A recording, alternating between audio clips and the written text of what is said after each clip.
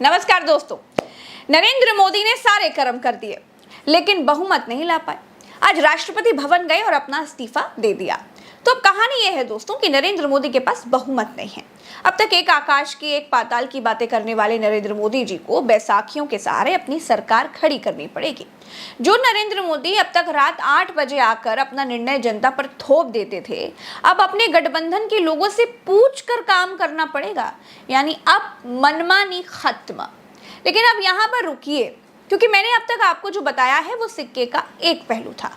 अब दूसरा पहलू यह है कि मोदी की बीजेपी ने कहा है कि अब उनको आरएसएस की जरूरत नहीं है। लेकिन सवाल यहाँ पर यह भी है कि क्या अब आरएसएस को मोदी की जरूरत है? क्या आरएसएस गडकरी को आगे करेगा? क्या एनडीए के लोग मोदी के नाम पर सहमत होंगे? वो नितिन गडकरी को आगे बढ़ाएगा, लेकिन पहले सांसदों की मीटिंग तो हो। सांसदों की मीटिंग तो हो जी। या तो सांसदों की मीटिंग होने के पहले ही एनडीए गठबंधन की मीटिंग हुई। प्रोसेस क्या होता है? पहले बीजेपी की अपने सांसदों की मीटिंग होगी, उसमें मोदी जी का नाम आगे प्रपोज होगा। मोदी जी नेता चुने जाएंगे और फिर मोदी जी घटक दलों से बात करेंगे, एनडीए का चुना जाएगा। मोदी जी पहले एनडीए से एंडोर्समेंट करवाना चाहते हैं अपना। जो बातें आपको और मुझे पता है वो मोदी जी को पता नहीं होगी, ऐसा थोड़ी है। परंपरा बदल दी उन्होंने। इंडिया गठबंधन नरेंद्र मोदी को प्रधानमंत्री न बनने देने के सारे जतन कर रहा है। एनडीए गठबंधन के पास सीटें हैं 292, लेकिन इनके गठबंधन से 16 सीटों वाले टीडीपी और 12 सीटों वाले नीतीश कुमार इंडिया के साथ जा सकते हैं।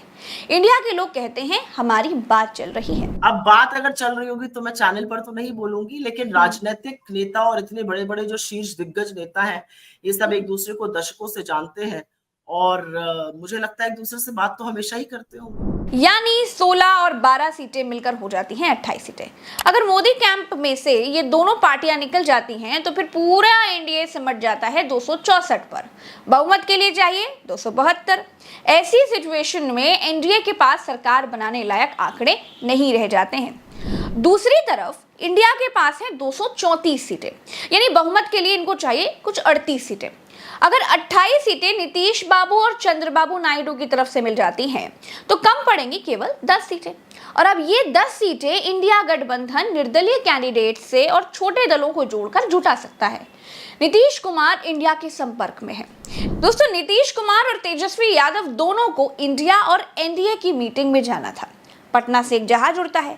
जहाज में आगे पीछे बैठे हुए नीतीश कुमार और तेजस्वी यादव को देखा गया, लेकिन थोड़ी देर के बाद दोनों को एक सीट पर बैठा हुआ देखा गया। कहा जा रहा है कि नीतीश कुमार को इंडिया की तरफ से प्रधानमंत्री बनने का ऑफर दे दिया गया है। कांग्रेस ने कहा है कि 99 सीटों के साथ वो सरकार नहीं बनाएंगे। बाकी अगर कोई प्रधानमंत्री बनना चाहता है तो उसे बाहर से सपोर्ट करेगी। चाचा ने पलटी ऑलरेडी मारी हुई है। ये एक रणनीति के तहत एनडीए के साथ गए थे। बहुत अच्छा कॉम्बिनेशन तेजस्वी यादव और नीतीश कुमार का बना हुआ है पहले से। तो दूसरा पहलू यह है दोस्तों कि नरेंद्र मोदी का तीसरी बार प्रधानमंत्री बनना अब भी खतरे में है। और अगर प्रधानमंत्री बन भी गए और पिछली सरकार की तरह मनमानी की, मंत्रियों को बिना नाखून का शेर बनाकर रख दिया, तब तो गुरु विद्रोह होगा। विद्रोह होगा तो बैसाखियों पर खड़ी मोदी जी की सरकार गिर जाएगी। मोटा मोटी मानकर चलिए कि मोदी की गारंटी, मोदी है तो मुमकिन है, अब की बार मोदी सरकार, ये सब कुछ नहीं चलेगा।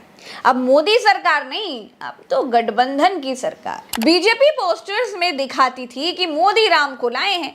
मोदी जिस अयोध्या के नाम पर पूरी उम्र सत्ता में रहना चाहते थे, उस अयोध्या ने मोदी के कैंडिडेट को ही हरा दिया। बीजेपी का सुपड़ा उत्तर प्रदेश में ऐसा साफ हुआ कि अयोध्या की सीट तक हार गई। अयोध्या हारने के बाद बीजेपी सपोर्टर्स अयोध्या के लोगों को गालियां देने लगे, अयोध्या के हिंदू वोटर्स को कोसने लगे। ये कुछ ट्वीट्स देखिए जरा।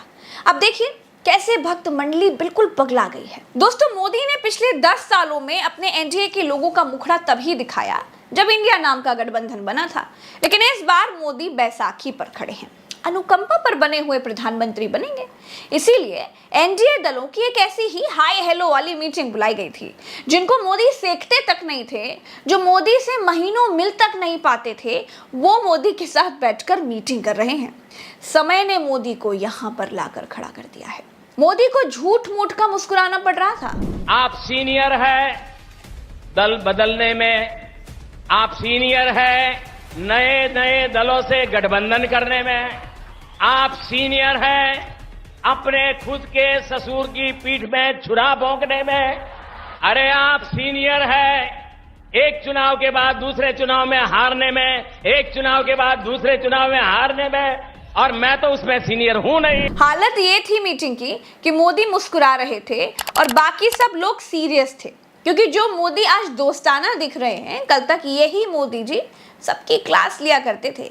चंद्रबाबू नायडू को न जाने क्या क्या कहा था, लेकिन आज उन्हीं चंद्रबाबू नायडू के बगल में बैठकर जबरन मुस्कुराना पड़ रहा है। आप सब सत्ता में हिस्सेदारी चाहते हैं। कोई अमित शाह का विभाग चाहता है, कोई राजनाथ सिंह का विभाग चाहता है, कोई निर्मला सीतारमण का विभाग चाहता है। अब सबके चेहरे पर देखिए तनाव है। सब सोच रहे हैं कि बहुत हुई 10 साल की तानाशाही गुरु, अब अपना हक लेकर रहेंगे। मोदी झूठ मूठ का मुस्कुरा रहे हैं। बाकियों के चेहरे देखिए, गंभीरता के कारण तनाव में दिख रहे हैं। सब अपने अपने विभागों के लिए बड़े चिंतित हैं। अब अगले 5 साल मोदी के नाक में यही लोग नकेल डालकर रखेंगे। कहा तो यहां तक जा रहा है कि मोदी को आसानी से सब अपना नेता तक मानने के लिए तैयार नहीं है। मोदी को इससे बड़ी तकलीफ होगी, अपने घर में किराएदार की तरह रहना पड़ेगा। चलिए, इस वीडियो में इतना ही। दीजिए इजाजत। राम राम, दुआ सलाम, जय हिंद।